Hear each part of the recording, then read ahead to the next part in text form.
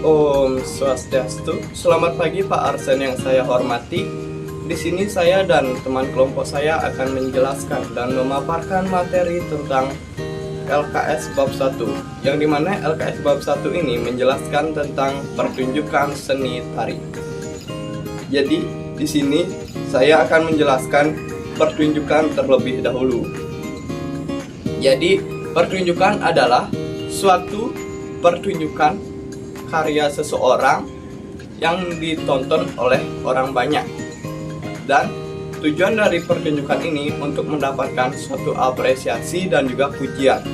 Jadi di dalam pertunjukan ini juga terdapat yang namanya pertunjukan seni tari, yang dimana pertunjukan seni tari ini mempertunjukkan karya seni tari seseorang untuk dapat diapresiasi dan dapat dipuji oleh orang lain. Dan sebelum kita membuat karya seni tari ini, kita harus mempersiapkan materi seni tari, yang dimana persiapan materi seni tari ini, yang pertama itu ada persiapan materi, yang kedua itu ada persiapan pengemasan, yang dimana kita harus mempersiapkan materi agar tarian atau karya tari kita tidak menonton begitu-gitu saja, dan juga kita bisa menambah suatu karya atau bisa menjelaskan apa yang kita bawakan di dalam sekarya seni tari kita tersebut. Dan di dalam seni tari juga terdapat bentuk-bentuk karya seni tari. Yang pertama itu ada yang namanya seni tari tunggal, yang dimana seni tari tunggal ini seseorang penari menarikan tarian tersebut dengan sendiri atau solo. Yang kedua itu ada seni tari berpasangan, yang dimana seni tari berpasangan ini seseorang melakukan atau menarikan tarian tersebut dengan berpasangan atau dua orang.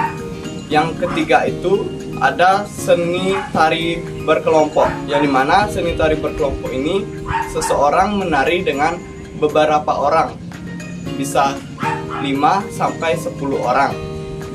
Jadi itu pengertian terlebih dahulu tentang pertunjukan seni tari, pertunjukan dan juga persiapan dan juga bentuk-bentuknya. Selanjutnya akan dijelaskan dengan teman saya. Halo semuanya, perkenalkan nama saya Lupita Yunitariani, nomor 25 dari kelas 11R. Jadi pada kesempatan kali ini saya akan menjelaskan tentang apa saja persiapan materi pertunjukan tari tradisional. Jadi yang perlu kita lakukan yang pertama itu adalah memilih dan menentukan bentuk karya tari. Jadi pemilihan karya tari ini harus disesuaikan dengan bentuk tari. Dan perlu diingat bahwa bentuk karya tari itu ada yang disebut sebagai tari tunggal, tari berpasangan, dan juga tari kelompok. Dan ketiga bentuk karya tari ini itu memiliki jumlah penari yang berbeda. Dan di sini saya akan menjelaskan tentang tari tunggal. Jadi tari tunggal ini merupakan tari yang dibawakan atau disajikan oleh satu orang penari, baik perempuan maupun laki-laki.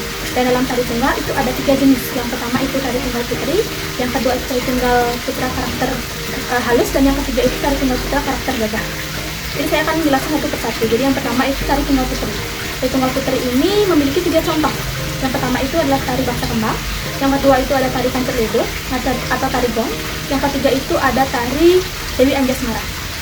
Jadi yang pertama saya akan menjelaskan dari tari bahasa kembang. Tari bahasa kembang ini merupakan tari yang berasal dari Banjarmasin, tepatnya di Kalimantan Selatan. Yang dimana tari ini tuh memiliki jenis atau termasuk dalam jenis tari klasik dan memiliki fungsi untuk menyambut tamu. Tari yang kedua itu ada tari Kancerledo atau tari gong, yang dimana ini berasal dari suku Dayak atau di Kalimantan Timur. Dan yang dimana tari ini menggambarkan tentang wanita Dayak yang berkepribadian lemah gemulai, lembut, dan juga sopan santun. Lalu selanjutnya yang ketiga itu ada tari Dewi Anjasmara. Tari Dewi Anjasmara ini merupakan tari yang berasal dari Jawa Barat, yang dimana dia tuh mengisahkan tentang putri atau sosok putri Anjasmara yang mulia pada abad ke-15 dari hikayat Jawa, dan ini tuh termasuk dalam kisah Damar Wulan. Lalu selanjutnya itu saya akan menjelaskan tentang tari tunggal putra. Jadi tari tunggal putra itu dibagi menjadi dua jenis seperti saya katakan tadi. Yang pertama itu ada tari tunggal putra karakter halus, yang kedua itu tari tunggal putra karakter gagah. Jadi tari tunggal putra karakter halus itu termasuk ke dalam tari topeng kelana yang dimana berasal dari Jawa Barat, tepatnya di Cirebon. Dan tari ini menggambarkan tentang sisi gelap manusia yang serakah, penuh amarah, dan juga bertabiat buruk.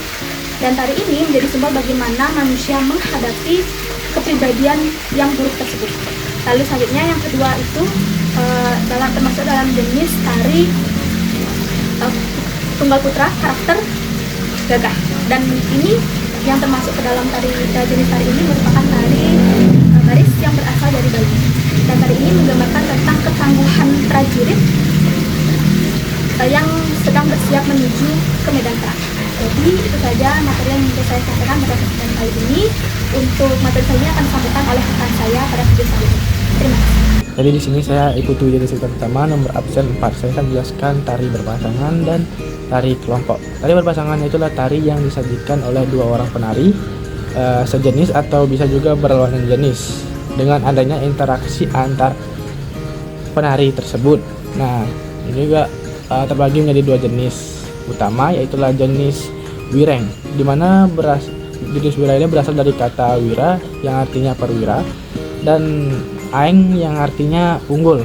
Di sini juga ada ciri-cirinya, yaitu tidak mengambil cerita tertentu, dan kostum dan karakter yaitu sama, temanya adalah heroik atau perang dan tidak ada yang kalah atau menang, jadi sama-sama kuat gitu. Dan contohnya yaitu tari Retna Tinanding Putri, tari Panji Kembar Putra Alus, tari Banda Yuda, tari Luwung, dan tari Bugis. Dan tari Bugis Kembar Putra. Dan yang kedua adalah jenis petilan, adalah mengambil cuplikan peristiwa dari sebuah cerita. Ciri-cirinya itu mengambil sebagian cerita, kostum dan karakter tidak selalu sama, serta menunjukkan dengan jelas siapa yang kalah dan siapa yang menang. Lalu juga ada contohnya Sri Kandi Mustakaweni ada Ninggar kelas suara, serta Sri Kandi melawan Cakil atau Buriswara. Dan yang kedua yaitu tari kelompok, di mana tari kelompok itu tari yang disajikan oleh beberapa orang secara kompak dan harmonis dari awal sampai akhir tari. Nah, tari kelompok juga terbagi menjadi dua jenis utama, yaitu tari massal, dibawakan oleh banyak penari. Awalnya gerakan ini tuh gerakan awalnya itu antar penari harus saling berkaitan, namun kini penataannya lebih artistik dengan pola lantai yang jelas. Dan juga contoh tari dari tari ini yaitu tari merap atau berasal dari Jawa Barat, tari Ratu Jore berasal dari Aceh, dan tari giring-giring berasal dari Kalimantan Selatan. Dan drama tarinya teater tari, yaitu tari yang menyajikan sebuah cerita lengkap dengan fragmen dan strukturnya disusun berdasarkan adegan demi adegan atau babak demi babak seperti itu. Dan juga pamerannya itu minimal menampilkan dua tokoh utama serta pembantu gitu. Dalam pertunjukan drama tari yang menggunakan dialog dibagi menjadi dua kelompok, yaitu kelompok pertama. Kelompok pertama itu ada drama tari yang menggunakan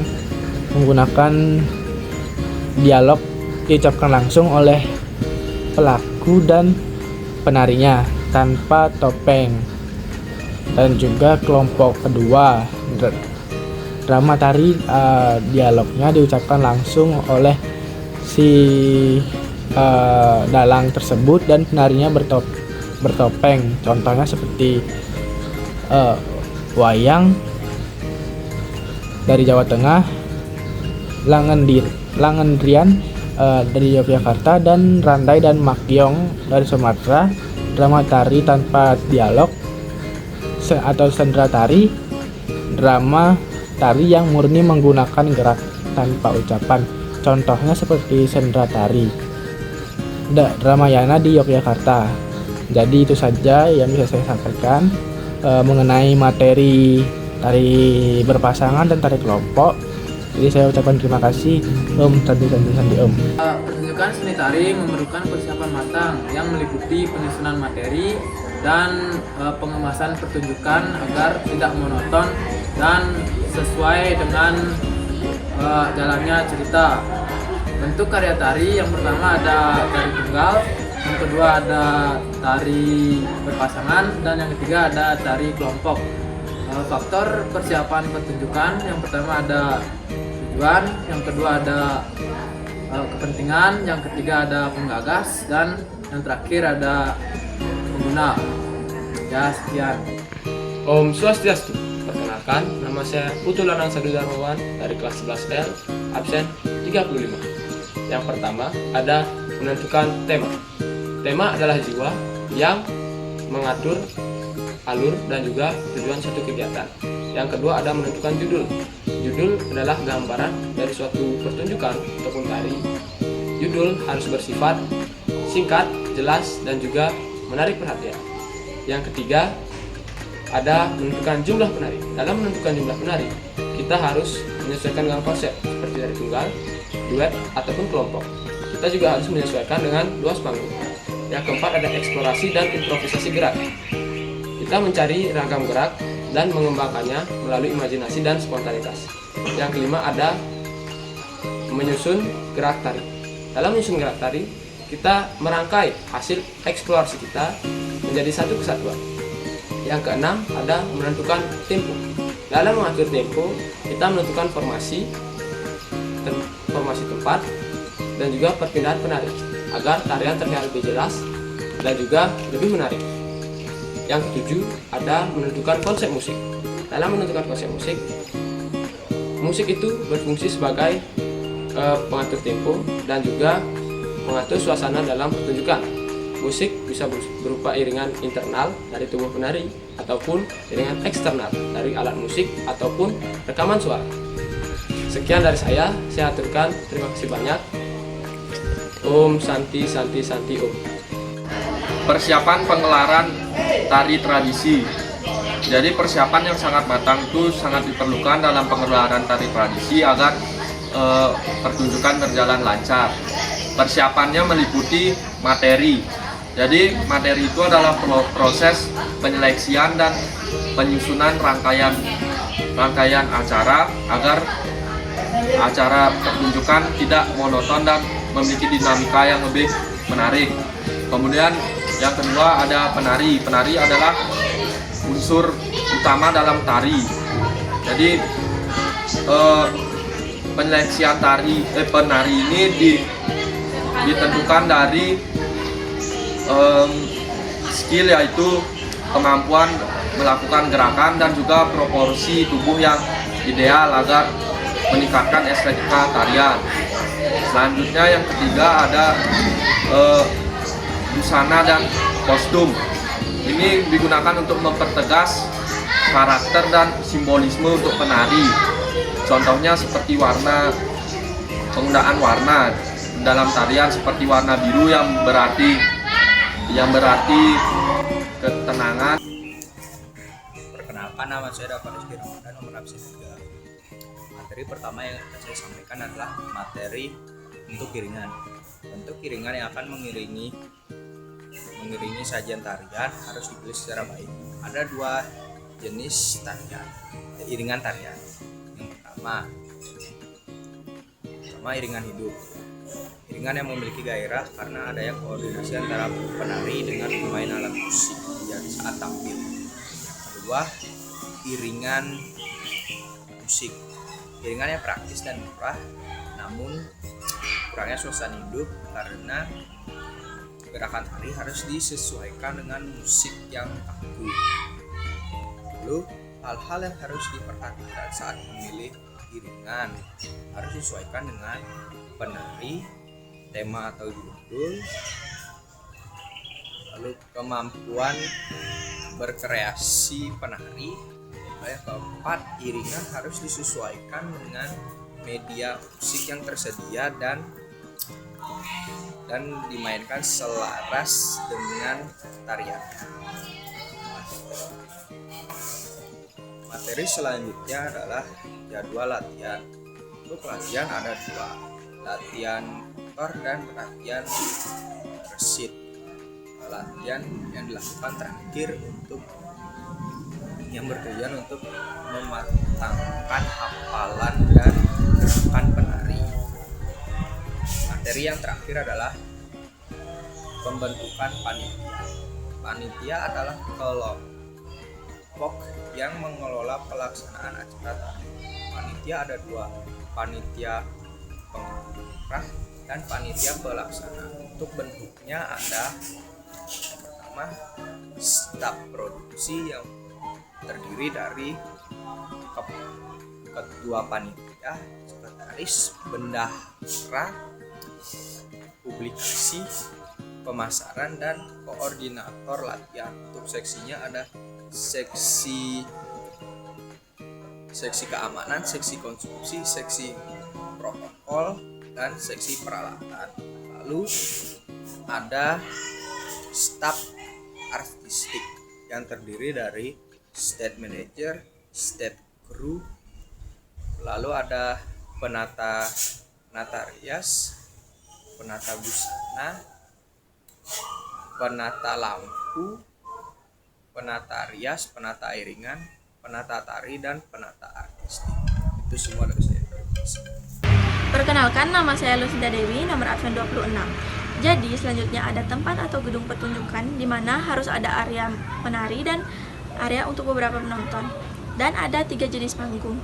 Yang pertama, panggung bendapa, biasanya digunakan untuk tarian klasik seperti tarian khas Jogja dan Solo, dan terdapat banyak penyangga seperti kayu, tiang, dan besi beton.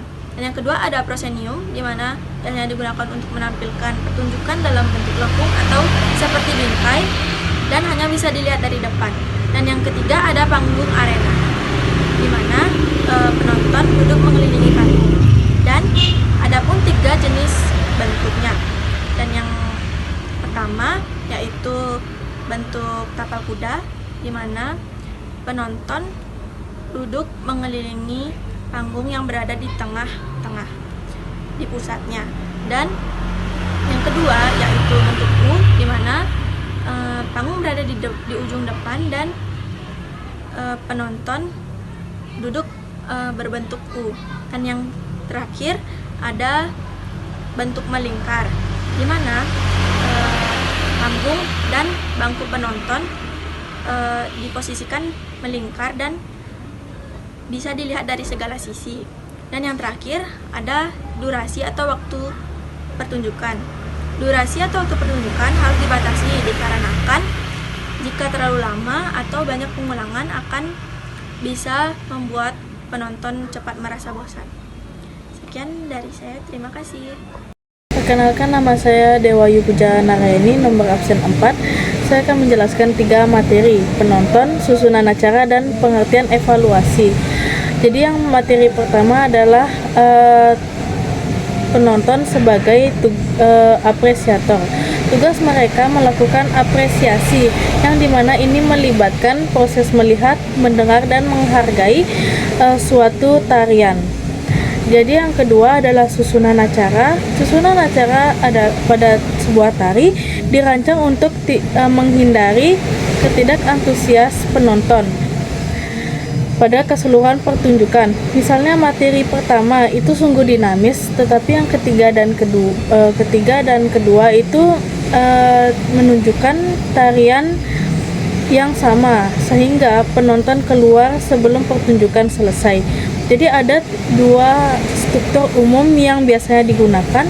Ada bagian pertama itu pembuka dan bagian kedua itu penutup. Jadi bagian pembuka adalah opening musik. Itu ada musik dirancang untuk membangun suasana penonton. Dan ada juga penyambutan atau prakata untuk penonton. itu biasanya dilakukan oleh ketua panitia untuk menyambut tamu pada penonton. Jadi ada bagian penutup itu para penari maju ke panggung untuk memberi penghormatan kepada penonton sebagai atas terima kasih atas apresiasinya yang diberikan. Jadi materi yang ketiga adalah pengertian evaluasi. Jadi evaluasi adalah proses sistematis untuk menentukan nilai-nilai berdasarkan kriteria tertentu melalui penilaian ekspresi jiwa manusia yang diubah melalui gerak ritmis yang indah. Jadi sekian, terima kasih.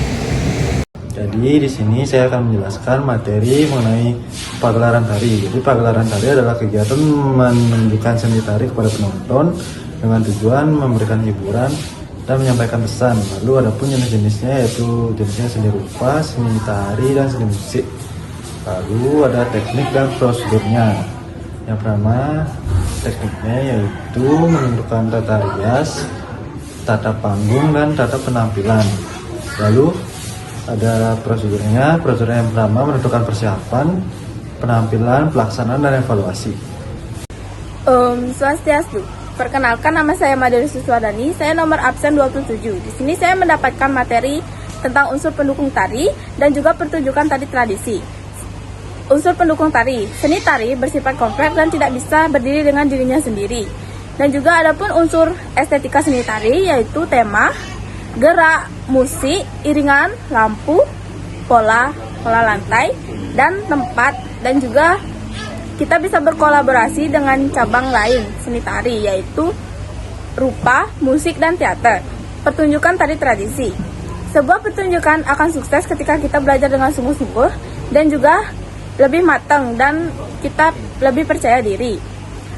Adapun yang perlu kita siapkan dalam pertunjukan seni tari, yaitu membentukkan panitia, membuat proposal kegiatan, dan juga yang terakhir menyusun jadwal kegiatan.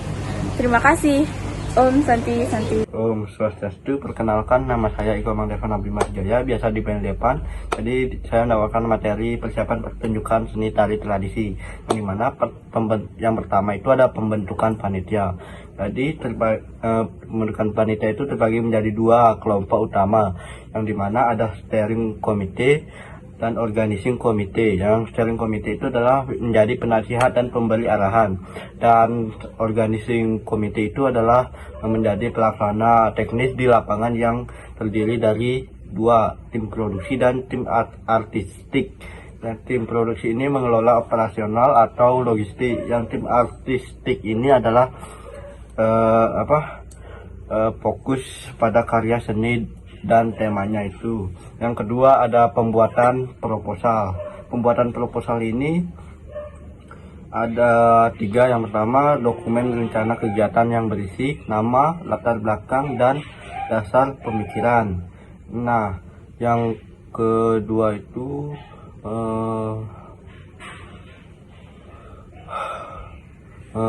rincian pelaksanaan dan susunan panitia. Nah, yang ketiga itu ada anggaran, dana, dan susunan acara. Yang selanjutnya itu ada penyusunan jadwal atau timeline, yang dimana dibuat agar seluruh tahapan kegiatan itu berjalan dengan efektif, efisien, dan tepat waktu. Nah, jadi itu saja pemaparan dari saya. Saya tutup dengan para Santi. Om Santi.